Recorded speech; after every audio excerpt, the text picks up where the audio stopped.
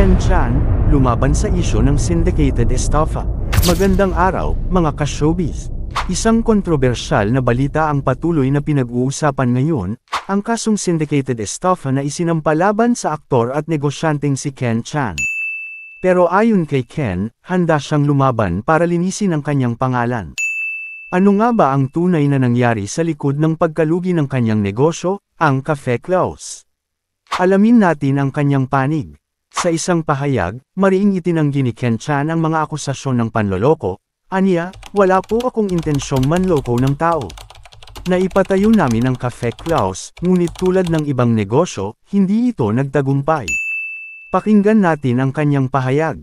Personal kong babasagin ang aking katahimikan sa kumakalat na version ng kaso na isinampa laban sa akin dahil sa pagkalugi ng itinayo naming negosyo na Cafe Klaus na nagkaroon ng 3 branches at nagsara.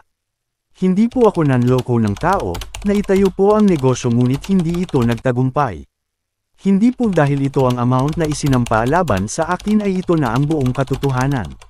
Sasabihin ko po ng buong-buo ang actual na numero at detalye na masyado nang naging exaggerated dahil sariling panig pa lamang ng complainant ang inilabas nila.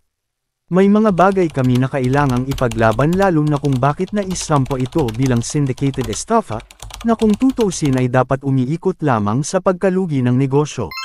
Sa kabila ng mga akusasyon, sinabi ni Ken na handa niyang harapin ang kaso upang may pagtanggol ang kanyang sarili. Dagdag pa niya, ako naman po ang maglalabas ng mga detalye sa mga darating na pagkakataon dahil patuloy po ang pagdikdik sa akin ng mga taong gustong sirain ang pagkatao ko. Sa mga hakbang na ginawa nila mula pa noong nakarang taon hanggang ngayon, makikita ninyo ang intensyon ng mga taong gusto akong pabagsakin, at kaunting panahon na lang daw ay ilalabas na niya ang katotohanan.